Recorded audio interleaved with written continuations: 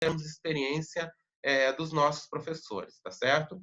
Então, nesse cenário da educação híbrida e online, nós temos a questão da interação, que é um ponto relevante, a questão de como se dá o processo do ensino-aprendizagem, ou a ensinagem, que eu gosto muito de usar esse termo, da Mizukami, né? A questão dos objetos virtuais de aprendizagem, dos recursos educacionais abertos, o estudo em casa e o uso pedagógico das TICs, também levando a essa questão da elaboração de materiais didáticos. Então, é um cenário assim, que, para o professor, exige muito dele, exige muito em termos de estudo, muito em termos de seleção de materiais, de exploração de ferramentas. Até a pandemia, a gente explorava uma ou outra ferramenta, né?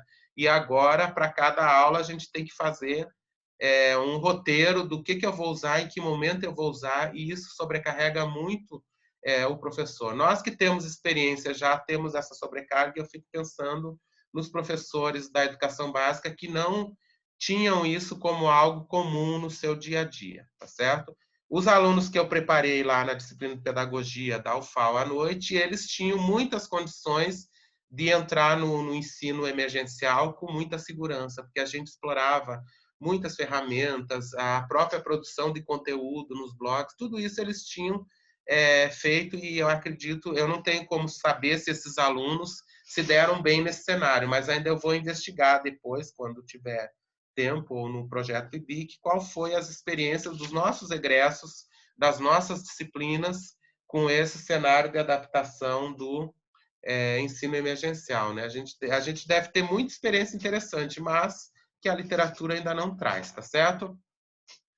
Também tem a questão da mediação pedagógica, que isso é muito importante quando a gente fala de aprendizagem centrada no aluno, né?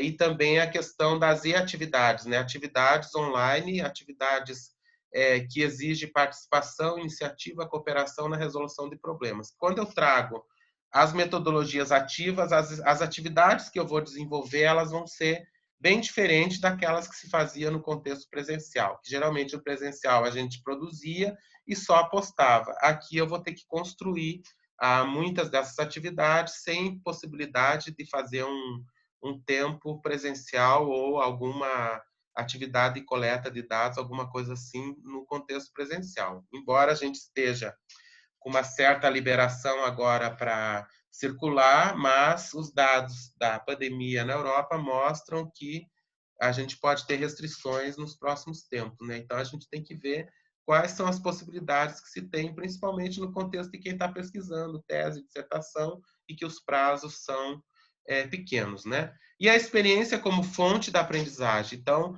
essa valorização da experiência ela é muito importante também, aquilo que a gente chama de aprendizagem experiencial, e que outros autores chamam a aprendizagem na prática, né? Então, isso envolve competências, envolve letramentos, envolve vários processos que a gente não aprende assim por modelos, né? Nós temos que aprender desenvolvendo competências e habilidades que estão também muito valorizados hoje nesse parecer do Conselho Nacional da BNCC, da formação, né? A docência do ensino superior exige hoje estratégias didáticas inovadoras, currículos inovadores. A gente está vendo já esses estudos aparecendo, a proposta do web currículo da PUC de São Paulo, da professora Beth Almeida e seu grupo de pesquisa, né? Algumas propostas para o cenário híbrido. O cuidado que a gente tem que ter é que isso não seja uma proposta para reduzir custos ou para enxugar espaço físico, e também usar recursos de inteligência artificial para monitorar alunos, né? Então, temos que ter muito cuidado com o termo inovador no currículo, né? Currículo inovador ele está voltado também para metodologias, para integração de conteúdos, para trabalho de forma interdisciplinar, mas não assim uma questão mais técnica ou apenas a tecnologia ou usar essas plataformas, sistemas de monitoramento e de ensino, tá certo? Inserção do estudante em contato com a realidade profissional. No tempo agora da pandemia, esse contato profissional físico ele ficou bastante complicado, e aí isso levou também a nós buscarmos soluções para os estágios, as aulas práticas, as aulas de laboratório. Isso já existia alguma produção no passado, mas em termos de estágio não era comum. A gente não tinha como fazer um estágio de forma online ou EAD, embora seja possível, alguns cursos à distância tenham estágio de alguma forma acontecendo, mas no cenário atual, todos os cursos que têm atividade profissional em hospital, na indústria, numa empresa, ficou prejudicado. Então, hoje se busca muito sistemas que possam trazer essa simulação ou essa perspectiva, né? Então, simulações são recursos muito valorizados e muito investidos hoje para isso. Jogos também eu posso desenvolver games, né, para trabalhar esse cenário de simulação, tá certo? Agora eu vou apresentar um pouco dos blogs que nós produzimos, depois eu vou apresentar outros materiais e eu volto para finalizar essa questão, tá certo? Então, aqui eu tenho praticamente toda a disciplina que eu desenvolvo, eu uso um blog. Então, eu parto do princípio que todo o conteúdo que eu trabalho e produzo, eu devo divulgar. E isso eu agrego muitos leitores, muitos professores consultam os meus materiais sem que eu saiba, e eu não tenho nem noção até que ponto ele chega para um professor. Mas eu percebo que quando eu tiro do ar, quando a disciplina acaba, eu tiro tudo do ar porque vai começar de novo, o blog vai se alimentar a cada aula, né? Então eu percebo que algumas pessoas me mandam um e-mail perguntando por que não tem mais acesso a esses materiais. E agora na pandemia, muitos professores da UFAL queriam ter acesso e estava dando esse problema porque eu tinha tirado do ar a maioria deles, porque eu estava aguardando um novo reinício dessas disciplinas, né? Então, 3 ou 4 são da pós-graduação, do mestrado e doutorado, essa concepção e produção de materiais didáticos para EAD, metodologia do ensino superior com TIC, que eu estou trabalhando agora, atualmente, né, esse semestre, tecnologias da informação, pedagogia e educação física são da graduação, e tem também o blog coletivo do grupo de pesquisa. Então, eu escolhi o blog também pela facilidade de alimentar, porque um site seria bastante trabalhoso, eu teria que depender de alguém para alimentar as informações, e aí o nosso grupo de pesquisa tem todo o seu repositório de informações no blog, tá certo? Então, isso aqui eu já falei lá no início, né? Ele é um espaço de suporte pedagógico, de publicação, acompanhamento das produções, e para mim o mais importante é que é onde as publicações dos alunos ficam disponíveis, tanto para ele como para os colegas e como para os demais leitores. E isso também exige que o cuidado com a autoria seja muito maior. Porque se tiver alguma coisa copiada, plagiada, vai ser visto pelos demais e se ficar muito na cara, isso vai ser um problema, né? Então, os próprios alunos criam um certo controle quando publicam seus materiais, né? Então, nós trabalhamos muito com a produção de material voltada para o professor usar em sala de aula e os resultados e as propostas são divulgadas nesses blogs. E um ponto interessante, as produções todas são diferentes. O ponto inicial é igual, mas cada produção nenhuma vai ser igual à outra.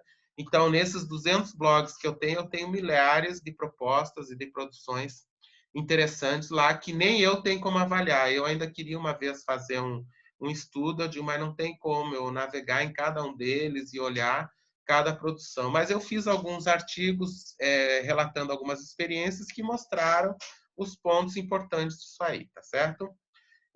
Aqui nesse cenário que eu falei no início, que como eu não consegui mudar a ordem do slide, aqui mostra a autoria, ela começa na Web 2.0, o e-learning 2.0, né, quando as ferramentas permitem essa interação e essa construção.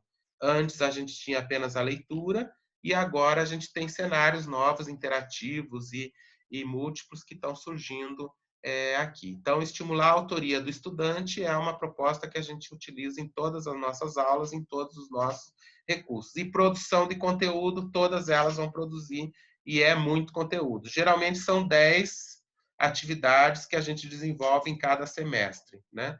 10 atividades que têm produtos, que têm resultados, usando diversas ferramentas também. Então, em torno de 10 a 12 ferramentas, infográfica no Canva, apresentação no Prezi, mapas conceituais, inúmeras ferramentas de mapa, histórias em quadrinhos digitais, inúmeras ferramentas, e aí o aluno vai escolhendo, então, a capacidade de ele criar uma trilha de aprendizagem, uma trilha de seleção de conteúdos para desenvolver os seus produtos, tá certo? Então, agora eu vou mostrar alguns exemplos de autoria que eu uso, de material que eu posso ser autor, né? Aqui são os murais virtuais, é o Padlet, é a ferramenta que eu estou usando. Esse semestre eu estou trabalhando os grupos dos seminários, eu coloco os materiais nesse local, né? Os alunos podem criar também os seus murais, aqui pode ter texto, vídeo, um monte de recurso, né? Mas eu usei apenas para organizar, porque todos os grupos têm acesso a todos os materiais, e as produções que eles desenvolverem também vão ficar disponíveis aqui. Aqui são as histórias em quadrinhos digitais, que eu trabalho muito para construir cartilhas, construir síntese de conhecimento para ensinar alguém. Então, assim, eu tenho experiências relatadas já da literatura, publicados em artigos de revista, muito interessante, usando essa ferramenta, porque ela permite a história e você produzir a história. Isso em uma ou duas aulas, e os resultados são fantásticos. Eu tenho excelentes experiências com esse recurso. Trabalhei muito com os jornais, né? A produção das aqui são todas as atividades que os alunos desenvolveram num determinado tempo, que hoje estaria no blog, mas no início eu trabalhava com o recurso do jornal, né? Que era o Publish. Hoje o Publish eu acho que nem está mais disponível no pacote do Office, né? Mas eu trabalhei muito, inclusive, com jornais online, né? E era uma forma de sistematizar muito interessante. Eu tenho um livro de jornais que eu vou botar no site do Educaps. Eu já tenho acesso para publicar conteúdos lá, então eu vou divulgar algumas dessas produções coletivas lá no Educaps em breve, né? Então, para vocês terem acesso à riqueza das produções. Aqui é um grupo de 2 alunos que o tema deles era anatomia, porque todas as produções partem de um plano de curso. É uma disciplina que ele vai ensinar no ensino superior, e aí ele vai desenvolver as atividades usando jogos, usando pesquisa na internet, usando simulações, e aí ele vai desenvolver os roteiros desse uso que ele vai fazer na sua disciplina, que pode ser verdadeira ou pode ser fictícia, né? Porque alguns são professores e outros serão professores no ensino superior. Então, essa produção aqui é no curso de especialização em metodologia do ensino superior. Aqui tem inúmeros jornais, tem um número muito grande, mais de 50, 80 jornais, entre 50 a 80 jornais, mas muitos eu não tive como resgatar, né, porque nem todo mundo me mandou a última versão após a publicação, então, assim, a dificuldade de você resgatar os materiais produzidos. Também se trabalha muito com mapas, né? A autoria no mapa, ela é muito rica, ela é muito interessante. Aqui eu trago alguns exemplos. Mapa de leituras de texto, esse mapa colorido aqui em cima tem 6 leituras, né? Cada cor é um texto, azul claro, azul escuro, verde. São textos para subsidiar um seminário ou uma discussão em sala de aula. Então, quando eu tenho muita leitura, eu trabalho dessa forma. Aqui embaixo é o mapa circular de uma dissertação, que eu dou o desafio aos alunos. Olha, você vai apresentar a sua tese ou a sua dissertação, o seu projeto de tese ou o seu projeto de dissertação em um único plano, num único slide, numa única tela. E aí eu chamo isso de mapa circular ou mapa da tese, né? E aqui embaixo seria o mapa da literatura, que é também você fazer uma síntese do que você vai trabalhar na sua tese após o levantamento bibliográfico que você faz. Esse aqui está feinho porque ele não usou recurso. Hoje a gente tem recursos muito mais interessantes para fazer e os mapas ficam muito bonitos, né? Produção de vídeo, hoje é moda, mas eu já fiz isso há muito tempo atrás, né? Então, no curso de metodologia do ensino superior, a gente tinha que produzir um vídeo, também roteirizar, só que era com câmera, não era nem com celular, né? Então as dificuldades eram muito grandes, mas os resultados são muito interessantes. Hoje é facílimo você usar o recurso do vídeo, gravar e fazer videoaula, você tem inúmeras ferramentas, então é um recurso que está sendo bastante usado, mas a gente tem que ter muito cuidado, porque ele sendo usado em excesso, ele se torna o efeito contrário, né? O vídeo fica cansativo. Pode ver que agora a gente está criando uma ojeriza a lives nesse tempo já na metade da pandemia para frente, né? Porque as pessoas começaram a esgotar a capacidade de assistir, de ver esse tipo de material e diminuiu consideravelmente o número de lives que estão acontecendo na nossa área de educação, diferente do início, que era muita coisa. Só que assim, as lives elas têm duração muito longa, tem live de 2 horas e 20 minutos, então assim, para você usar até como artefato hoje numa aula, fica bastante complicado. Eu queria usar na disciplina agora de metodologia do ensino superior no doutorado, mas eu não tive tempo nem condições de editar, de selecionar e editar esses materiais, embora eu tenha selecionado um número bastante grande de lives muito interessante, inclusive do professor João, várias que ele fez estão muito legal, tá certo? Construção de sites, trabalho muito isso também no curso de pedagogia. Então, no curso de pedagogia, os alunos têm o blog e tem o site. Então, quando a gente começa a produzir o webcast, no blog ele não fica interessante, porque eu não tenho como dissociar o blog das produções que vão começar com o webcast, porque o webcast tem as suas etapas lá, né? Então, para ficar visualmente mais interessante, elas devem ser organizadas no próprio site. Então, nesse ano passado, 2019.2, eu trabalhei na pedagogia com os ODS, os Objetivos do Desenvolvimento Sustentável. Eu trabalhei com 14 grupos, cada um dos grupos fez o seu site, todos eles estão disponíveis, né? Eu botei aqui na apresentação alguns deles. Depois eu posso disponibilizar não, aliás, eles estão lá no blog, eu vou mostrar depois os links, né? Todos os links vocês poderão navegar e visitar para conhecer. Então, esses sites são produção dos alunos, tem muito material interessante para cada etapa do webcast.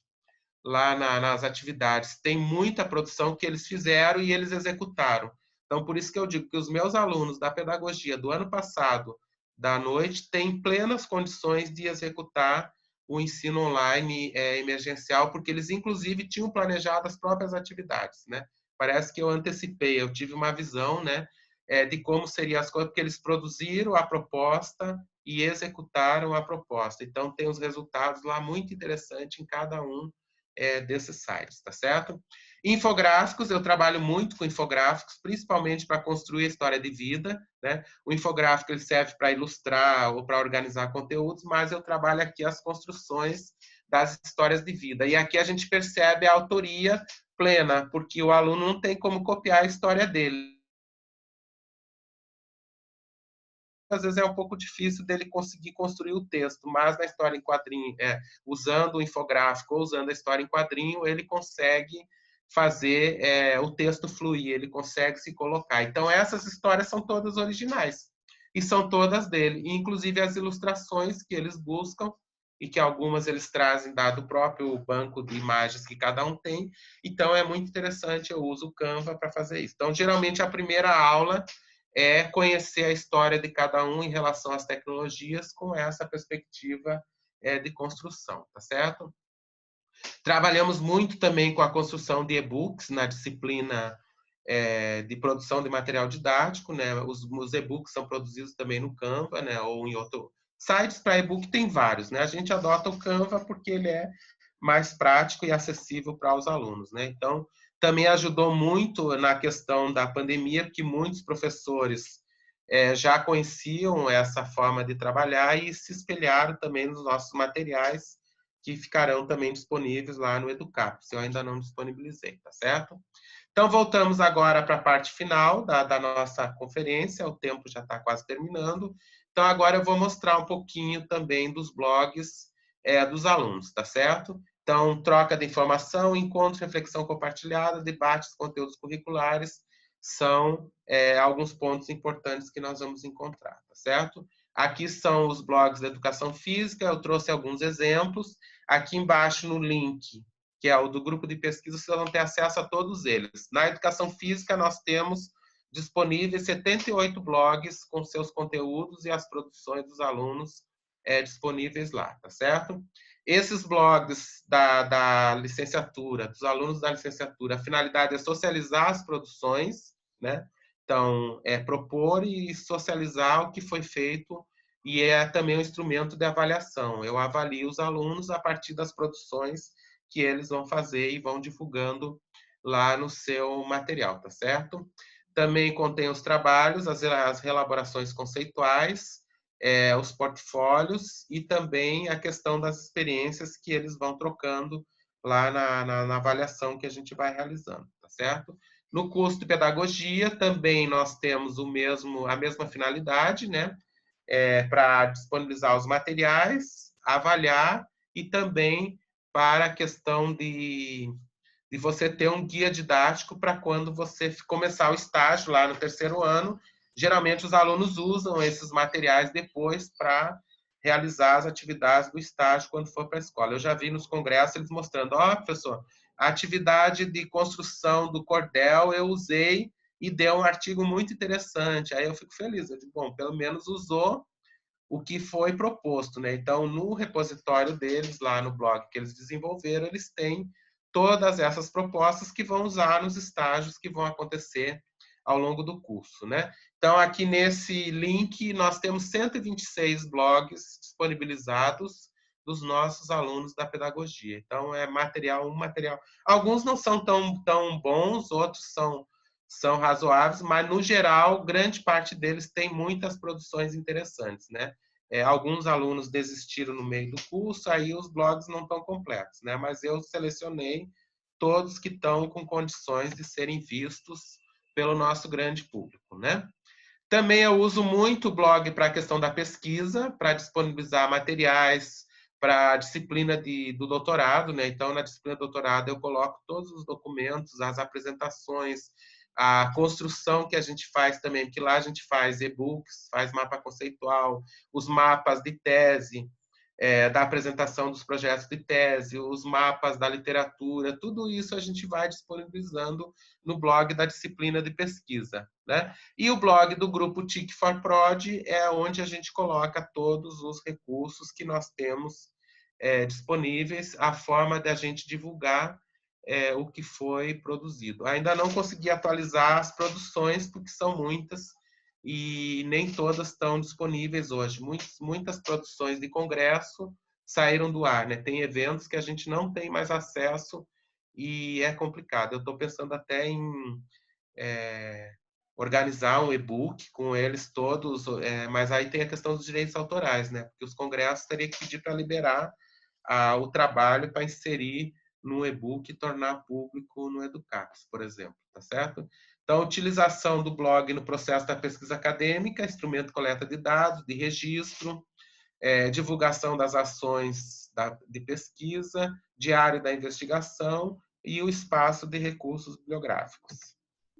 Aqui é o nosso blog, ticforprod.blogspot.com. Vocês vão ver que tem muita coisa nele, né? Vocês têm ali os temas. Aqui a gente está em seleção do mestrado e doutorado. Então, eu não posso orientar nenhum aluno nessa fase. Então, eu digo, vá no blog e olhe os temas da pesquisa. Vá no blog e olhe os temas educação online e TIC, ou integridade na pesquisa, que são as duas áreas que eu estou focando nos tempos atuais, né? Tem a questão do projeto de pesquisa, as etapas e os documentos que envolve, a submissão no comitê de ética, o software antiplágio, as apresentações do que tem em cada etapa do projeto, a abordagem da pesquisa, análise de dados e tal. E aí eu tenho aqui embaixo o blog dos estudantes de pedagogia, os 78 blogs que eu falei, os 128 blogs, né? Os blogs da educação física são 78, os blogs das especializações, que eu não apresentei aqui no meu material, porque é muita coisa, e os projetos webcast pedagogia, que no ano anterior o tema foi intempéries da natureza, então tem projetos muito interessantes, né, sobre vulcanismo, sobre terremoto, maremoto, tsunami, tal. E esse ano que passou foi sobre o vocês explorarem, conhecerem, porque todos eles têm produção. Todos eles têm produção conceitual, têm produção com tecnologias e têm propostas de usar essas atividades de forma bastante interessante, tá certo? São inúmeras. Também se usa e nós usamos o blog em oficinas de formação, oficinas para produzir blogs, para produzir material didático, para que o próprio professor tenha autonomia em construir esses recursos, né? Então, isso a gente usou bastante. Hoje, as formações estão diminuindo, porque estão sendo feitas muitas vezes por empresas, por organizações que não são da universidade. Então, assim, o cenário não está um pouco favorável para a formação. Mas eu acredito que com o parecer 14, com as diretrizes, elas colocam a ênfase formativa nos cursos de oferecidos pela universidade e também na pós-graduação. Então, a pós-graduação passa a ter um papel muito importante na formação de professores da educação básica. Até então, ela tinha um papel previsto na LDB para formar o professor do ensino superior, que nem sempre a pós-graduação fazia isso, pelo menos no estrito senso, né? Mas agora ela vai ter que assumir também a perspectiva de formar a educação básica. Então, eu sugiro que vocês leiam esse parecer, porque tem muitos pontos interessantes, principalmente para nós que estamos envolvidos com a formação de professores, tá certo? E as perspectivas, o que vem pela frente? Agora, nesse cenário pós-pandemia, nesse cenário de adaptação ao que se chama novo normal. Eu acredito que a gente não vai ter grandes transformações nesse novo normal, até porque todo mundo está com saudade da escola. Então, a escola e a universidade, como espaço físico de encontro, de interação, de socialização, é um espaço que não tem outro que o substitua, né? Essas interações em live, em plataformas online, não nos dá as condições que a gente teria no momento presencial, do olhar o outro, de conviver, de ver os detalhes todos. Então, assim, esse novo normal vai ter, lógico, muito mais tecnologia. Então, o que eu vejo de interessante? Cenários mais possíveis para usar aquilo que a gente defende e faz há muito tempo, né? Então, nós vamos ver materializar muitas das nossas propostas que antes poucos tinham acesso ou poucos nem chegavam a usar. A gente tem isso tudo relatado em artigos e tal, mas nem isso não quer dizer que as pessoas executaram aquilo que nós relatamos, né? Mas eu relatei para provar que é possível fazer, porque eu ouvia muito discurso nas minhas palestras, quando eu falava disso tudo, e dizia, professor, mas o professor da rede pública não tem recurso, não tem laboratório, não tem computador, não tem não sei o quê. Então, esse discurso me incomodava muito, né? Eu digo, então, eu vou escrever, vou relatar, vou mostrar que é viável fazer e que você pode fazer. E agora, no contexto da pandemia, a gente teve que fazer, muita gente teve que fazer sem ter opção, e muitos gostaram e viram potencialidade bastante interessante. Tá falando, João? Pronto. Então, ciência aberta é um cenário que nós temos pela frente, os conteúdos, então a autoria é importante para isso, né?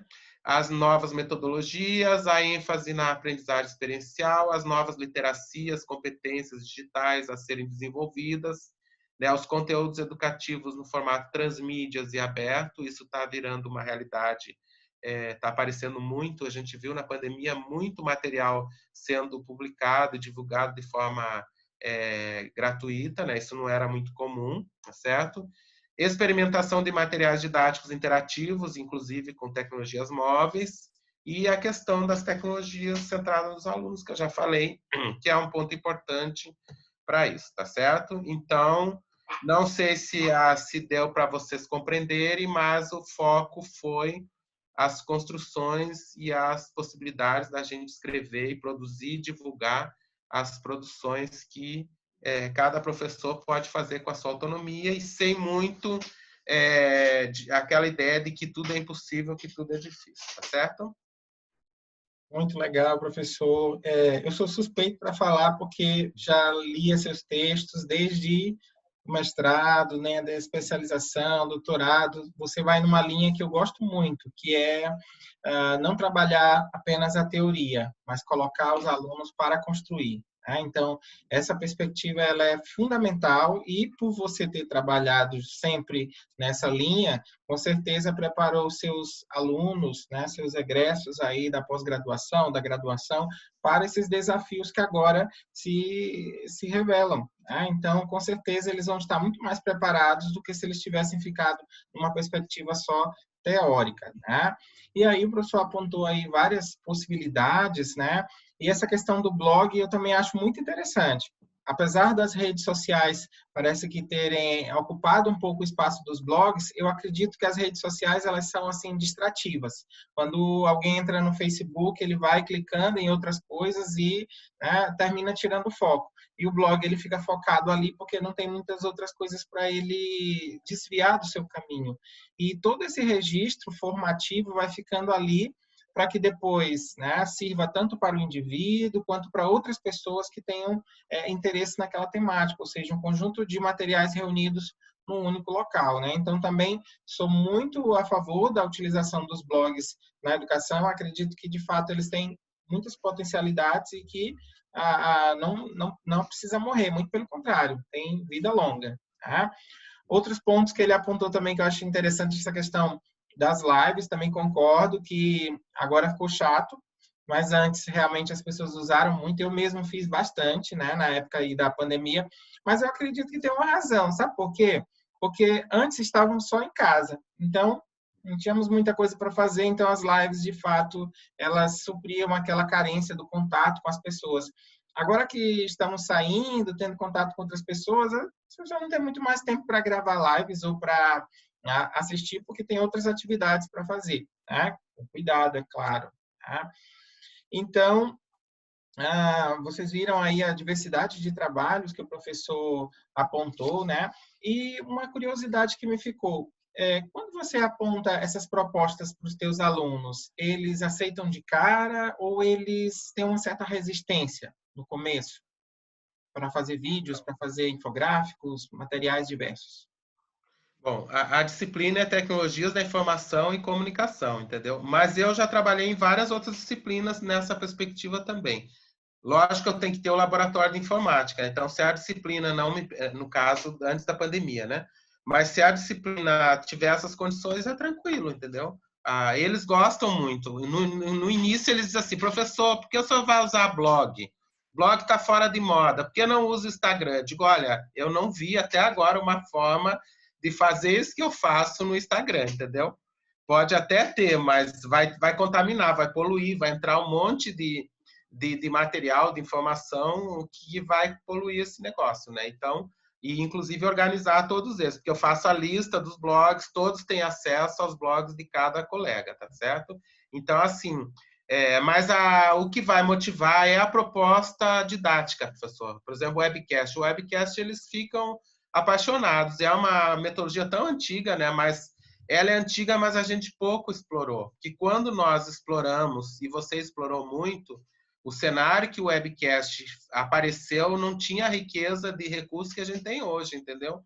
Os recursos eram muito limitados, né? As atividades elas eram quase presenciais e caberia apenas a internet fazer a pesquisa, né? Era a pesquisa de conteúdo no modelo 1.0, no modelo de eu ser consumidor. Hoje eu posso interagir com tudo isso, por isso que eu digo, eu vou inventar moda nos webcasts, eu vou botar no site, né? Então ele vai ser um webcast interativo, eu ainda não escrevi isso, porque a gente ainda usa o referencial teórico do webcast tradicional, O entendeu? DOT, exato. Não sei se pode usar outro nome, Sabe o que tem eu gente tenho que já... feito? Eu tenho associado a WebQuest as metodologias ativas. Um trabalho em grupo, reflexivo, de construção. Para mim, é uma metodologia ativa. Então, E aí eu tem começo assim, engatado ó, aí. quando eu faço a primeira atividade, que é construir o blog, eu já deixo eles em polvorosa, porque eles veem o resultado, entendeu? Então, assim, não é uma coisa de eu dizer que vai fazer lá na frente, ele já começa a fazer desde a primeira aula, né? Na pós-graduação, eu começo com plano de curso. Então, a primeira aula o tema é planejamento, e ele vai construir o plano de curso que ele vai desenvolver no ensino superior. Se ele é professor, é algo que ele possa já fazer, e se ele vai ser professor, ele tem que ver as condições de fazer algo que seja interessante. E aí o plano dá muito trabalho, porque qual é a ideia do imaginário que o sujeito tem? Que eu posso copiar um plano, entendeu? Quando eu mando fazer, e eu fiz um e-book agora de planos, depois eu posso até te mandar. Ficou muito legal, porque aí eles tiveram que se preocupar com a autoria do plano. Eu não vi mais tanta cópia. Antes eu via muita cópia, sabe? Aí ele pega o plano do colega, vai lá e arruma. Eu digo, ó, o plano tem que ter estratégias para o híbrido, tem que ter estratégias online, tem que ter recursos online, a avaliação com condição, porque o plano já foi para uma disciplina online ou híbrida, ou online ou híbrida, esse plano de agora. E aí depois eles vão materializar o plano na aula com aplicativos, que eu uso muitos livros da Ana, né? Agora ela tem um livro novo, Eu a vi. professora Ana, eu vou usar agora na próxima atividade, e assim os resultados são muito interessantes, porque isso não dá tempo do aluno ficar sem pensar. E, na realidade, eu uso as metodologias ativas sem dizer como eu estou usando. Isso é muito legal. E eu nunca tive resistência do aluno em produzir. O que eu Legal. tenho é dificuldade de ritmo, é o aluno que às vezes, porque os meus alunos são noturnos, quase todos, né? e da pedagogia são mais adultos, da educação física de manhã são novinhos, são de 18 anos. É esse pessoal que quer ter Instagram, que quer curtir, botar coração. Eu digo, olha, não tem de curtir nada aqui na disciplina, você tem que produzir, entendeu? E aí, assim, as atividades são todas motivadoras, né? São muito interessantes. Por exemplo, a história em quadrinho, que eu uso história digital para fazer uma cartilha. Ele tem que orientar os pais ou orientar a família. No caso da pandemia, teria muito tema interessante, entendeu? Orientar como é que é o retorno numa escola. Então, ele tem que desenvolver visualmente. Só que para desenvolver visualmente, ele tem que elaborar os argumentos, ele tem que elaborar os personagens, né? E eles têm muito cuidado, que eu estava trabalhando essa história digital com o tema dos problemas que a gente tem na internet, para orientar, né? A questão da pedofilia, a questão do bullying, a questão do ciberbullying, né? Então, assim, eram temas cabeludos, né? Temas, assim, um pouco difícil, a questão do racismo, né? A exposição virtual desses... Então, eles tinham que ter muito cuidado para não cometer também algum deslize na produção, nem no roteiro e nem na produção. Mas eu não controlava isso. Eu dizia, olha, vocês vão cuidar, porque isso vai ficar público, vocês o seu material vai ser visto, vai ser usado, essa coisa toda, tá certo? E eu optei também para o blog, porque tem essa vantagem também, João Batista. Como não é um lugar que todo mundo fica lá discutindo política, essa coisa toda, então, assim, ele é mais reservado. Eu vejo como um espaço mais reservado, não tem tanta interferência, entendeu? Porque se eu botasse, por exemplo, uma história em quadrinho tratando do racismo no Facebook ou no Instagram, ia ser um bombardeio de confusão, entendeu? Porque a gente sabe hoje quais são as intenções, porque tu tá num campo pedagógico. Num campo pedagógico, as pessoas sabem ali que ali tem uma finalidade educativa, entendeu? Mas se você bota num campo livre de opiniões que todo mundo interfere, tem gente que faz por maldade, né? Então, assim, você inclusive acaba com uma autoria, uma produção interessante por um comentário sem... Por isso que eu tirei também dos blogs os comentários, entendeu? Porque o público que comenta não é o público que está... Aí os alunos comentam no WhatsApp, então eles pegam, analisam, a gente tem uma forma de apresentar também usando o grupo, que toda a disciplina tem um grupo no WhatsApp, né? E aí a gente divulga também, eles publicam ali. Só não dá tempo de apresentar cada atividade. Não existe tempo curricular para isso, né? De tudo que a gente faz apresentar, não tem como. Tem uma possibilidade interessante também, que é a utilização do ambiente chamado Padlet, que fica lá, né, muito parecido com o blog, e aí eles podem lá curtir, ou você pode também... eu comecei a usar esse ano, padre, estou explorando ainda, porque é muita novidade. É muito bacana, tem muitas possibilidades. Sobre a questão da WebQuest, eu acho que agora também facilitou muito a concepção das atividades com a facilidade do celular. Então, a gente não precisa mais ir para o laboratório de informática, eles podem, na sala de aula, consultar os sites, vídeos, tudo. Então, isso dá maior dinamicidade a essa proposta pedagógica. Tá? Eu sugiro que depois você navegue lá nos webcasts dos ODS. Você vai achar muito interessante as produções, viu? Que tem uns resultados. Vou dar uma olhada, também. Sim. Esses alunos são muito criativos. Então, o pessoal está comentando aqui, ó, né? A Cristiane Moisés, que é um prazer lhe ouvir. A Shirlene colocou que a professora Elizabeth Almeida da PUC já falava em web currículo mesmo antes da pandemia. Ela agora acredita que as abordagens curriculares se apoiarão nesse termo, né? Com certeza as coisas, né, vão fluir mais aí para o campo das tecnologias, sobretudo a sua importância que já tinha, agora vai ter cada vez mais, né? Um canal aí de acesso à informação. Adri Valência colocou, vivenciou o uso dessa prática nas aulas do professor Luiz Paulo e que fizeram a refletir e aperfeiçoar sua prática pedagógica. São muitas possibilidades que exploramos, aprendemos fazendo. É uma aprendizagem significativa. Está dizendo gratidão aí para você, Adri Valência. Muito bem, nossa aluna aqui do PPGE. Isso aí. Então, a Cristiane também está dizendo que maravilha de material. A Eneida, ela não pôde ficar até o fim. E quer perguntar, vocês querem perguntar alguma coisa, professor? Querem fazer algum comentário? Podem abrir o microfone e se pronunciar, caso queiram. Então, Ô, João Batista, em relação às lives, que eu acho que não ficou muito claro. Então, assim, ó, nós temos uma riqueza muito grande de artefatos, né? Então, nós temos que ver uma forma de trabalhar esses artefatos. Os próprios autores poderiam editar, por exemplo, as conferências. Eu tenho conferências muito interessantes que eu quero usar, mas eu digo, se eu editar, eu vou inclusive adulterar o material que não é meu, entendeu? Então, por exemplo, botar no meu blog que eu uso, né? A edição, por exemplo, de uma mesa sem os comentários dos alunos lá, só a primeira parte. Eu acho que isso, para mim, seria algo que eu estaria podando uma produção, né? Então, a gente não tem direito de fazer isso, entendeu? Então, assim, Verdade. eu acho que os próprios autores poderiam criar um repositório. Eu mesmo selecionei lá. Eu tenho a minha pasta de lives, que só tem a foto dela, né? Quando eu quero a live, eu procuro se está no YouTube, tal, eu digo assim, para poder usar. Mas todas elas são longas demais, entendeu? Verdade. Tem A tempo UFMA que eu fez não uma teria. coisa, é, a UFMA fez uma coisa interessante. Ela pegou assim, por exemplo, a gente fez muitas lives nesse período aí de pandemia. Aí depois ela foi selecionando assim alguns trechos que ela chamou de pílulas do conhecimento. Então são 3 minutos, 5 minutos, com temas assim que foram bem acalorados, assim. Então ficou muito legal. Por exemplo, eu participei de um seminário em São Paulo da USP, lá do grupo, daquele grupo do livro Revolucionando a Educação e tal. E aí tinha umas mesas que eram as metodologias ativas. Teve uma sobre gamificação, assim, muito interessante, entendeu? Mas eu não tinha como usar uma mesa inteira de 2 horas numa aula que a gente só pode usar 1 hora e meia, né? Porque o tempo é pouco também. Então, se eu for dar minha aula virtual hoje, assistindo uma live para debater, vai ficar extremamente cansativo, né? E aí, Exato. assim, eu queria ver uma forma, mas eu acho que eu vou sugerir depois, sei lá, acho que a própria comunidade acadêmica vai.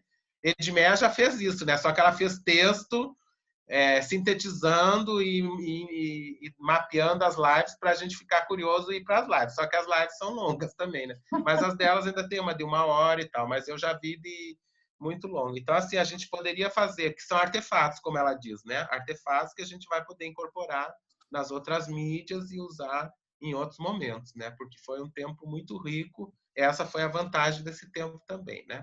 Certo. Certo? A Cristiane Moisés quer fazer uma pergunta. Pode abrir o fone, Tá certo, Cristiane. pode abrir. Olá, tudo bem? João, Tudo prazer ótimo. te ver de novo, viu? Tá Tá meio ótimo. punk acompanhar tudo aqui. Luiz, eu sou tua amiga no Facebook, eu sou professora aqui na UNB Tudo bem. e eu trabalho com tecnologia educacional aplicada ao ensino de línguas estrangeiras. O que eu queria te perguntar, Luiz, é o seguinte: nesse primeiro instante, né, que todo mundo ficou bem assustado, a universidade recorreu a você para que você orientasse os professores da UFAL no sentido da aplicação do online, etc. É uma curiosidade que eu tenho. Bom, isso por questões políticas, eu não participei da mesa do senhor, mas ajudei, o meu grupo entrou na questão da tutoria, entrou na questão dos materiais todos foram disponibilizados, né? Porque houve uma mudança na gestão e eu fui diretor da EAD já no passado, né? Então, assim, por questões lá, eu não fui convidado para o comitê gestor e o outro grupo que trabalha com as tecnologias assumiu esse protagonismo e aí a coisa foi. Mas eu contribuí de outras formas, entendeu? Mas nas políticas institucionais, não. Só que a universidade demorou muito também, né? Para entrar no remoto. Então, essa questão do preparo, o preparo de professores foi bem feito, assim, foi rápido, né? As ações, mas o início do remoto, do que eles chamam de PLE, né? PLE, que seria o ensino remoto, o ensino emergencial, demorou muito, porque a gente ficou muito naquela discussão da inclusão digital, que o aluno não tinha, fazendo instrumento, questionário. Inclusive, esse grupo fez muito instrumento, né, de coleta de dados, coletou dados, assim, para mostrar essas realidades, só que quando a gente foi, de fato, para os alunos de pedagogia, os dados mostravam o contrário, que tinha a inclusão, entendeu? Que não era tão problemático a questão da inclusão, tá certo? Mas, assim, institucionalmente, usado como deveria ter sido, né? Mas eu contribuo na literatura, né? Então, as experiências, por isso que eu optei por tornar tudo público, entendeu? Eu já fiz o cadastro no Educaps, né? Então eu vou As minhas produções todas eu fui procurando, tem coisa que nem existe mais, né? Os sites saíram do ar, entendeu? Principalmente de eventos, né? E aí agora eu estou resgatando e vou organizar uma coletânea, né? Porque eu tenho muita experiência de produção, que hoje as pessoas estão atrás e não tem como. Mas a gente fez uma série de e-books, a UFAL vai publicar 40 e-books, da educação tem uns 8 ou 10, e aí nos e-books eu estou presente. Estou presente em 8 capítulos com os meus orientandos, que todos eles trabalharam na capacitação do AVA, do Mudo, essa coisa toda, né? Mas é aquela história, já está na Bíblia, né? O milagre na casa não é feito, entendeu? É uma pena, porque você realmente, como o João falou, né? Você tem uma produção bem extensa, e assim, a minha leitura como pesquisadora agora, sendo da linguística aplicada, né, por um período a gente estava muito à frente da pedagogia de ensino, porque ensino de língua usava isso, usava aquilo. E agora o que eu estou vendo é exatamente o contrário. Ou seja, independente da língua que você ministre, né, vamos dizer, seja inglês e espanhol, onde a gente tem uma maior concentração de material didático que procura associar uma interatividade, os professores estão perdidos, completamente perdidos, sem saber que tipo de prática pedagógica é o online, né? Então, é muito bom que você torne isso à disposição. E eu fiz o meu doutorado com o Gilberto Lacerda, aqui na UNB, e eu dizia para o Gilberto, eu falei, nossa, Gilberto, como atravessar de uma rua faz diferença na formação de um professor hoje, né? Então, agradeço muito, agradeço ao João também, né? Eu tenho mandado tantas as minhas alunas, estão falando, vai lá fazer o curso com o João Metodologias ativas, aplicativos. Isso, nossa, professor, onde que a senhora descobriu? Esse professor é uma mina de ouro. Porque na própria universidade, o que deveria ser trabalhado com multiletramentos, tecnologia, não está, não. Então, eu agradeço na você, teoria, viu? Né? E não, os próprios ministrantes não sabem mexer com tecnologia. Mas eu agradeço você, viu, Luiz Paulo? Você assim como o João, você tem nos ajudado muito, viu? Então, sinta-se premiado. Obrigada. Isso é importante, esse reconhecimento eu tenho plena clareza de que ele existe. Tanto é que na pandemia, os textos que têm essas propostas, os gráficos aumentam. Por exemplo, eu tenho um artigo que relata a experiência da disciplina da pós-graduação, ele teve as citações no mês de abril para frente, o gráfico começa a subir. Antes nem era lido, entendeu? Eu acho que entra na ResearchGate, alguém diz, alguém indica e começa os downloads das produções. Que hoje o nosso dilema é esse, a gente publica para ninguém ler, entendeu? Então, quando um texto é lido, já é muito importante. Então, assim, eu, João Batista, o Gilberto, muitos professores, desde cedo, optaram por escrever para os professores. E hoje a gente vê a riqueza e o ganho e a valorização que a gente tem direta e indireta, entendeu? Então, por isso que eu disse, a universidade, nesse cenário, ela perde, mas eu não perdi e nem perdeu por fato de eu não estar lá. Eu não tive nas lives, não tive na parte gerencial, mas eu tive na parte operacional e na parte do fazer, né? Então, em nenhum momento neguei, por exemplo, que os nossos mestrandos e doutorandos não participassem. Ao contrário, do meu grupo participou todos. Do grupo que está na gestão, praticamente poucos participaram, né? E isso é importante, que esses registros, eles vão ficando. Agora, a gente tem que começar a sistematizar isso. O João Batista tem inúmeras produções, mas estão dispersas, né?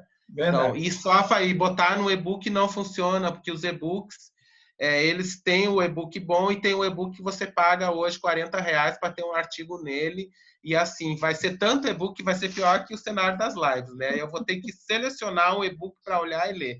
Então, assim, eu acho que o repositório do Educapes, ele veio muito a calhar, porque o Educapes, os professores navegam lá, entendeu? E aí você tem hoje o acesso. Eu consegui o acesso, eu pedi, eles me deram já a senha, eu posso publicar conteúdo, né? Então, porque os repositórios institucionais, dificilmente alguém vai descobrir, pois é, o meu memorial de titular tem todo o relato da experiência de produção autoral, né? Porque todas essas experiências que eu mostrei aqui, parte está relatado no memorial também, ele está lá no repositório da UFAL, mas pouca gente tem acesso, porque não sabe procurar lá, entendeu? Eu Então, já assim, vi. você já viu. Então, assim, o disponibilizar esse material no tempo da pós-pandemia vai ser muito interessante. E os professores gostam porque eles veem concretamente, entendeu? Então, a geração antes da nossa, quando trabalhava a chamada informática educativa, não tinha esses cenários de produção que a gente tem hoje, entendeu?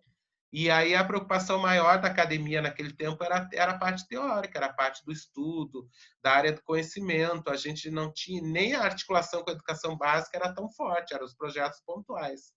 E hoje a gente vê isso materializando. Você está dando aula na pedagogia e a aluna, por exemplo, eu tinha uma aluna do ODS que eu falei, professor, eu falei nos conteúdos das disciplinas, professor, não se chama mais disciplina, a gente já está trabalhando com a BNCC. O nosso curso de pedagogia ainda nega a BNCC, entendeu? Então, assim, agora saiu uma resolução que manda cumprir a BNCC e as competências que estão lá na BNCC. A gente está muito atrasado, entendeu? O nosso curso, nessa discussão de valorizar as TICs, também agora vai valorizar mais, mas a gente propôs um estágio de tutoria há uns 5 anos atrás, para todas as licenciaturas, parece que eu tinha visão de futuro, né? Para toda a licenciatura, para preparar o licenciado para um contexto de AD. Aí, na época, os cursos rejeitaram, né? Então, a gente tinha 4 estágios de 100 horas, né? 400 horas. Então, um estágio de 100 horas, que era o antigo estágio do ensino médio, né? Aí eu propus que fosse voltado para a tutoria, para a gente formar os licenciados já para um contexto híbrido e de uma educação à distância, entendeu? Olha se no passado tivesse a ideia ido para frente. Todos os cursos Safari teriam feito, tá certo? E outro ponto, professora Cristiane, que eu achei muito interessante, que eu vi a grande produção na área da linguística e da língua inglesa, da língua estrangeira, né? Então, por exemplo, me surpreendeu as produções de como usar as ferramentas da professora Vera Menezes. Ela lançou aquele Mão na Massa 1, Mão na Massa 2, as reflexões que ela fez no Face, ela transformou num livro. Então, assim, eu vi produções de qualidade que eu nunca imaginei que a gente tinha nas outras áreas, além da nossa, que a gente está acostumado, né? E então eu estou usando os materiais da área de vocês tudinho, né? O Mão na Massa, eu uso os dois. Aquele material que foi feito lá em Minas Gerais também tem muito recurso bom. Isso. A Vera é pioneira, né? Na realidade, a Vera é muito pioneira, é ela e o Lefa. Mas né? Agora ela virou midiática, né? Porque agora ela mexe em tudo, né? Virou, aprendeu inclusive aprendeu inclusive a mexer no Instagram para fazer live. Pois né? Ela mexe em tudo. Então, assim, é bom de ver, porque são que a Linha Alves me chamou de Jurássico uma vez, né? Porque eu sou que nem o Nelson Preto, né? Eu sou da geração já dos iniciantes lá, entendeu? João já é da geração após a minha, né? Então, assim, eu digo, os Jurássicos hoje, sendo as referências de quem está mexendo com essas coisas, tudo isso é muito bom, entendeu? Vai agregar muito, certo?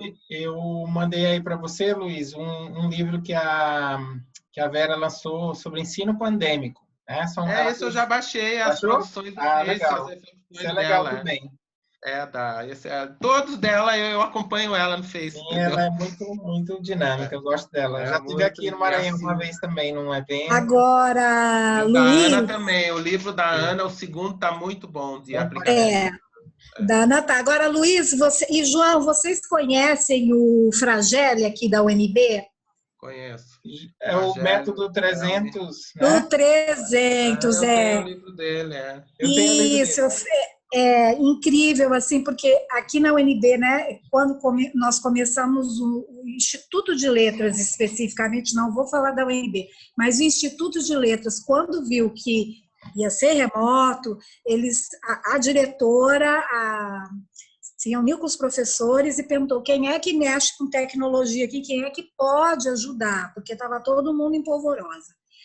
E eu chamei a Pri Gonçalves, né, o pessoal lá do Amplifique, etc, etc.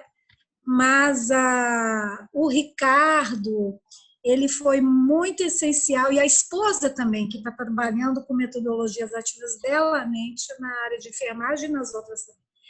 E muito interessante, porque a gente tem a criação de um método na própria universidade, face à dificuldade de aprendizagem e lidar com essa competência. Então, assim, eu gostei muito e a gente está começando a aplicar agora. Eu dou aula de português para estrangeiros, né? Então, a gente está começando a aplicar isso. Então, assim, só para pontuar Eu mesmo. tenho uma experiência de MOOC de espanhol muito interessante, que foi publicado naquele número que o Lefa organizou lá em Pelotas, né? Então, é o curso de espanhol muito legal, aquela experiência gamificada. Então, assim, tem muita coisa. E a gente tem que aproximar esses grupos, né? O evento que o João coordena, esse evento aqui, ele tem esse papel. A riqueza das participações desse ano trouxe essas experiências que estão acontecendo e que, às vezes, a gente, por exemplo, no Endip, que está acontecendo agora no Rio de Janeiro, você não tem espaço para isso.